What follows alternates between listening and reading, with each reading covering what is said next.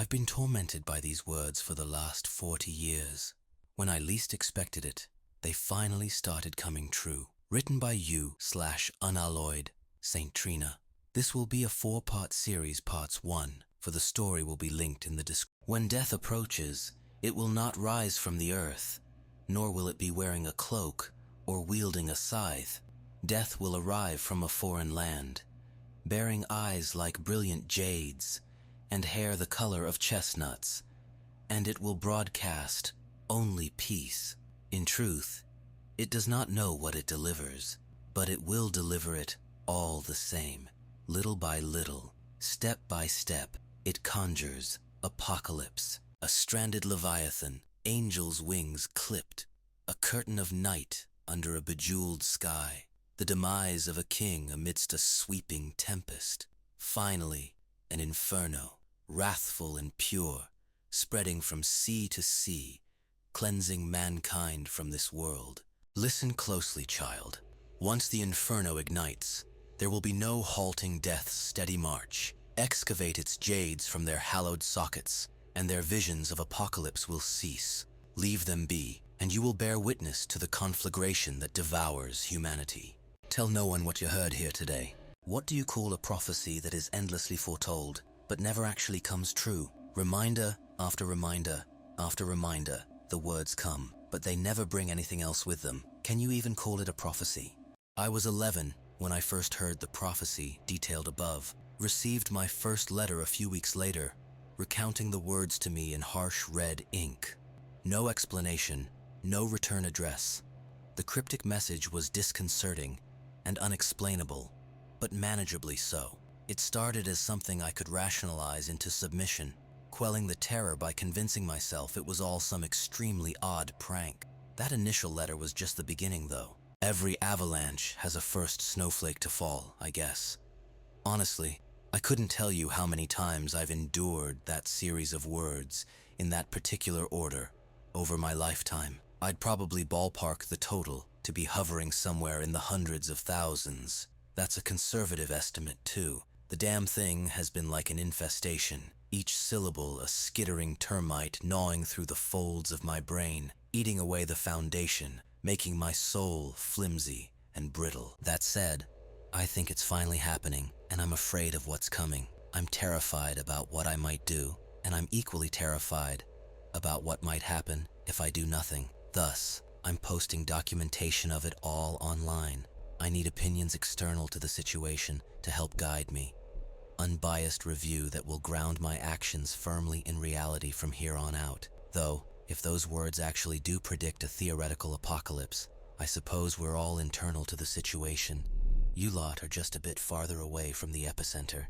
If memory serves, the whispers followed the letters, and the calls followed the whispers. The reminders began small, but God did they escalate quickly. About half a year after the first letter arrived, the whispers started. Whenever I was in a crowded space, like a subway car or a marketplace, delicate murmurs would curl into my ear. They had a sort of surround sound quality to them, warning me about the arrival of a green-eyed harbinger from every direction all at once, which made determining their point of origin basically impossible. The calls were next. Anytime I was home alone, the phone would invariably ring. When I answered, a Dean robotic voice on the other end would begin subject me to those words. I think I was 15 when that initial call came through. Believing the droning, tinny speech had to be pre-recorded, I said something like, "Ha, hilarious, asshole," expecting that the person playing the recording would start talking over it,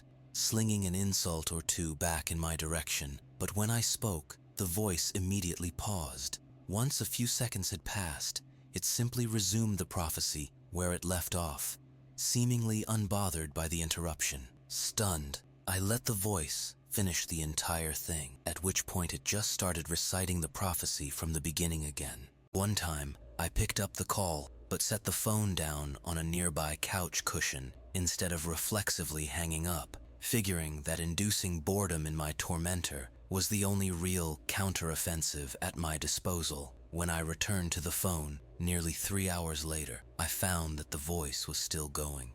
I couldn't know for sure that they hadn't taken a break in their oration while I wasn't listening, but it sure as hell felt like they'd go on forever if I gave them the forum to do so. Not answering the phone was an option, but often it was just as stressful as answering, as the voice would just call nonstop until I picked up. Over time, I grew incredibly apprehensive of the shrill chiming of our telephone. The sound alone caused electric panic to gallop down the length of my spine. It was a lot for my young mind, and it only got worse as time went on. Letters started coming in weekly, as opposed to monthly. The whispers made me anxious in public. The calls made anxious when I was alone, and despite the inescapable reminders, none of the prophecy came to pass. I began to wonder why my tormentors were putting so much effort into reminding me to be vigilant for signs of something that never seemed to actually happen. The inherent contradiction drove me up a fucking wall. Not only that, but I found it nearly impossible to confide in anyone about the harassment. Somehow, the idea of disclosing what was happening to me generated substantially more fear and anxiety than the actual torment did. On days where I'm feeling level-headed, I attribute that to conditioning. The last line of the prophecy, the favorite instrument of my tormentors, was, "Tell no one what you heard here today." After all, it would make sense that going against that deeply ingrained order may inspire an ill-defined but all-consuming terror to bloom within me. On days where I'm feeling not so level-headed, however, I find my mind going elsewhere. With logic out the window, I flirt with some more ethereal explanations, the likes of curses, cosmic decrees, voodoo.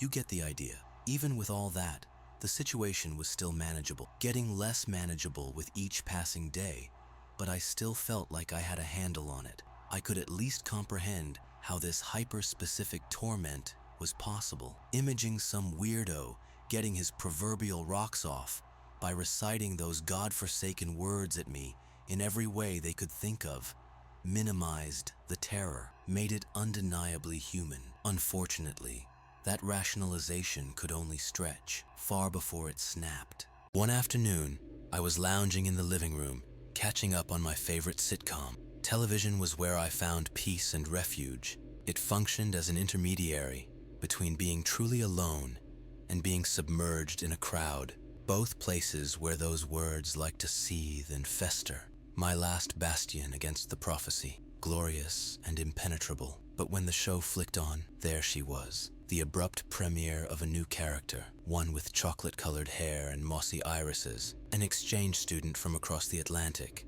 In this family-friendly, strictly G-rated show, the cast of normally goofy characters despised the stranger.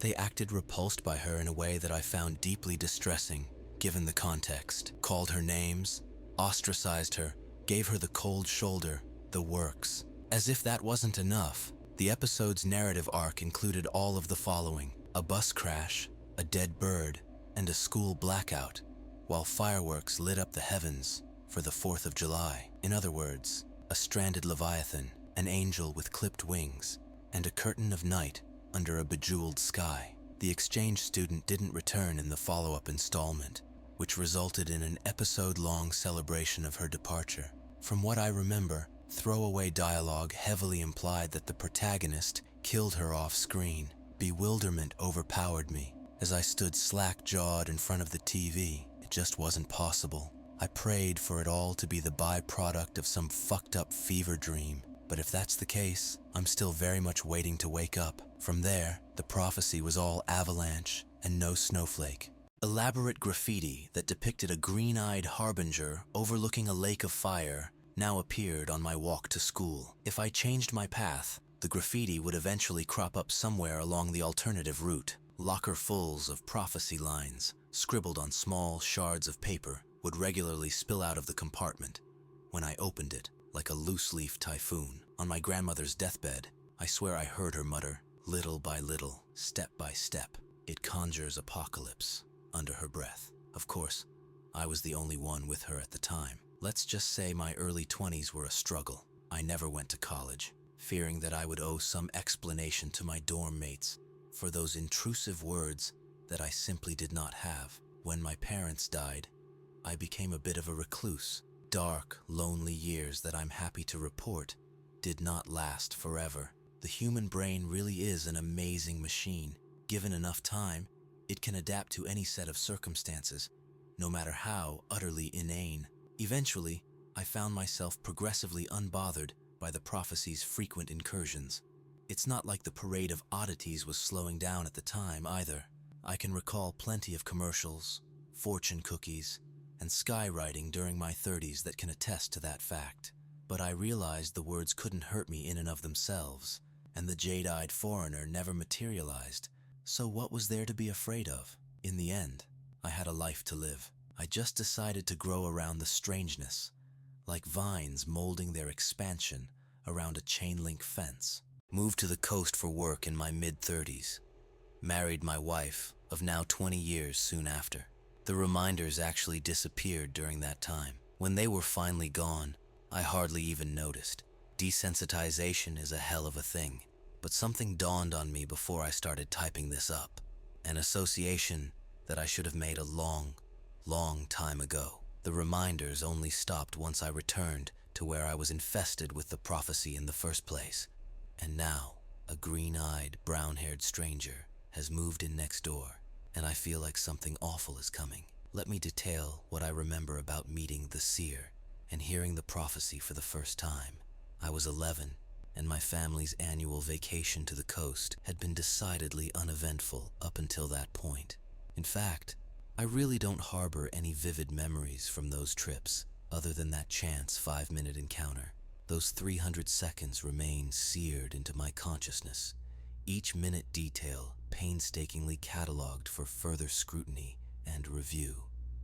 My recollection begins with me walking through the boardwalk arcade into a U-shaped room which housed all the pinball machines. It's almost closing time, and there's no one else around. I'm sauntering from machine to machine, drinking in the vibrant lights and colors, dragging my hand across their cold metal bodies as L go. Care to hear your fortune, my child? A voice unexpectedly cooed. Startled, I leap back. My head swivels wildly, trying to locate whoever just spoke, but the room is still completely empty. In the silence, however, I hear something else. The faint thrumming of a harp, emanating from a space obscured by the chassis of a massive pinball machine in the very back of the room. Entranced by the airy melody, I cautiously pace forward. Wedged in the corner, I see a tall, odd-looking crate with a narrow, brightly lit window at the top. The crate itself was unlike anything I'd seen before, shaped like a telephone box, but made of weathered, splintering wood like a coffin. From behind the dusty plexiglass, someone or something repeats the question. Care to hear your fortune, my child? The voice is spilling from a disembodied face, contained within a small, hollowed-out cubby, no bigger than a few square feet. 2 miniature spotlights at the base of the compartment illuminate it.